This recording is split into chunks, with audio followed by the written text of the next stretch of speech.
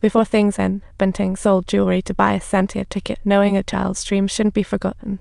While your mum works her magic on us, I swore to the heavens that I'd do everything to let the kids chase their dreams. Grandma even passed her last necklace to Santi.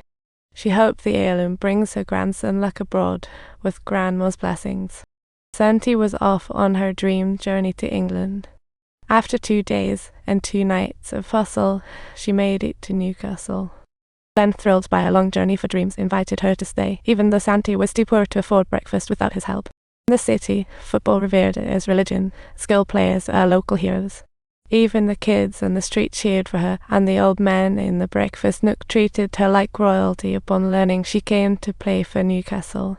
Newcastle might not be having the season of their lives, but they desperately needed fresh talent, so Santi was welcomed with open arms. They quickly set up for her to do a video call, but an unexpected storm and jet lag left her feeling like a zombie. She finally got a pass but was tackled by the opponent. That moment she was waiting for got cut off by a call from the box. To the opposing team, the Santi move was just a provocation. In the following training, Santi faced deliberate retaliation from the defenders every time she touched the ball. They'd trip her with gusto. She got up close and personal with the mud countless times like a little warrior struggling to stand again, while the boss had already lost interest. Only the coach still had hope for her, granted her a free kick opportunity, but then the coach could only shake his head, and Glenn understood entirely clearly Santa's English adventure was coming to an end. In the bathroom, washing off the match mud, her frustration crystallized like ice, no matter how hot the water was. Glenn seemed to see his younger self, who lost the chance for football glory due to injuries. He didn't want the same regret to play out for Santi. He couldn't bear to see a talented player vanish, so he went straight to the boss to plead for Santi. He insisted Santi's talent was on par with his younger self, just held back by time zones and weather, asking for more chances for her. In the end, Santi got a month-long trial, and Glenn gave her his star jersey from Newcastle. He hoped this would give her the courage to chase her dreams. This time, Santi finally had the time to adapt to training and improve her physical strength. She understood that it's not just about talent, but also hard work to achieve perfection.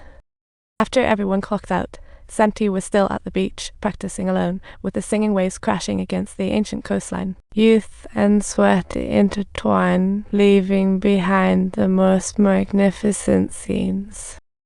After shedding double the sweat, Santi finally synced with the rhythm of training.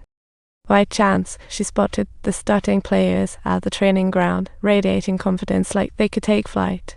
This ignited a deep yearning in Santi, and the coach encouraged her that one day she'd join them. But little did the coach know, Santi had severe asthma, sneaking puffs before every game. She hid her condition during the health check, scared the boss would ditch her. In order not to miss this rare opportunity, Santi gave it her all in the team matches. The harder she tried, the more the left back went after her, igniting Santi's fury. She questioned the opponent on why they targeted her, only to get a disdainful smirk. Later, Glenn explained that it was all due to jealousy of her talent.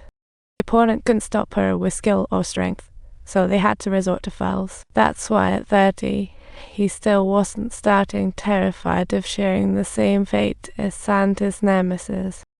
Gifted Santi began training with more intensity, knowing only a starting spot could silence her haters. She fought to show her worth in team games, even breaking through the opposition by herself. However, her great performance made the buff frown, as she ignored better teammates while playing solo. The seasoned goalkeeper easily intercepted her attack, wasting a glorious chance to score. This made the boss furious, as he ordered her to sprint from midfield into the box.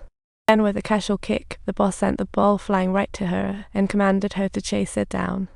But without fail, Santi ended up failing each time, and the boss revealed his intentions behind this. Verbal lessons alone can't instill teamwork. Only in the game can one truly grasp its significance.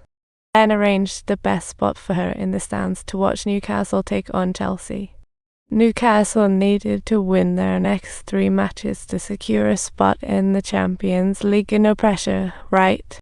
Their opponent Chelsea was a serious threat too, with a defence that was tough as nails. Newcastle's star Gavin was making mistakes left and right, forcing the boss to sub him out. Thankfully, the defence held strong to keep the team safe. As the game hit injury time, the score was still 0-0. But Newcastle's midfielder delivered a brilliant pass. Perhaps this moment signifies the arrival of a miracle.